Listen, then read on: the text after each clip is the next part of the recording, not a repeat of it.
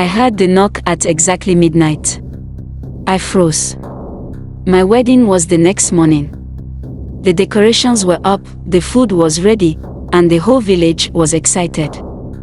I was about to become Mrs. Is, the wife of the most respected man in our community.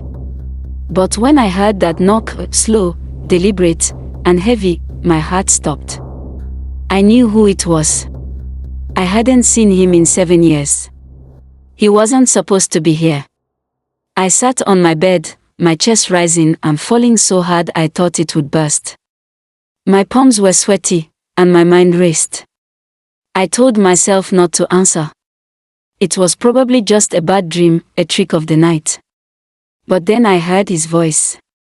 Ada. He said my name in a way only one person ever heard. I met Samuel when I was 16. He was charming, wild, and full of promises. He said he would take me away from the small village life and show me the world. And I believed him. I ran away with him one night, leaving my family behind without a word. For a year, we lived like outlaws. He wasn't the man I thought he was. He was dangerous, involved with people who did things I couldn't talk about. I saw things that still haunt me. I barely escaped with my life when I finally left him. I never told anyone. Not my parents, not my friends, not his. I buried that part of my life and moved on. But secrets have a way of finding you. I opened the door. There he was, standing in the dark. He looked older, his face harder, but his eyes, they were the same. I could smell the rain on his clothes. You thought I wouldn't find you, he whispered. His smile was cold. I'm getting married tomorrow, I said. My voice shook. Married.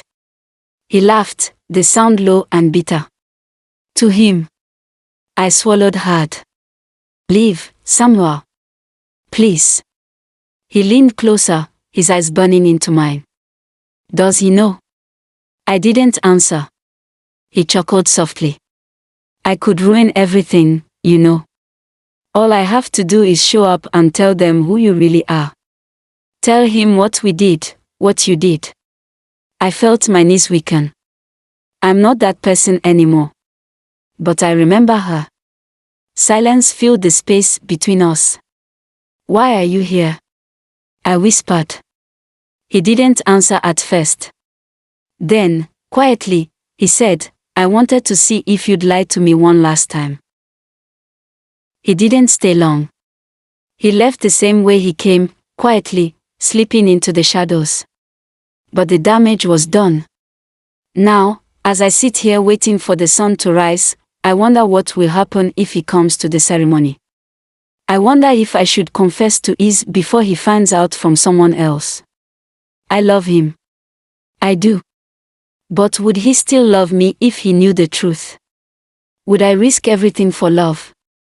And if you were in my shoes, would you tell the truth and risk losing the life you've built? Or would you stay silent, praying your past stays buried? And if you were Iz, the man ready to marry a woman who kept her darkest secrets from you, would you forgive her? Would you stay?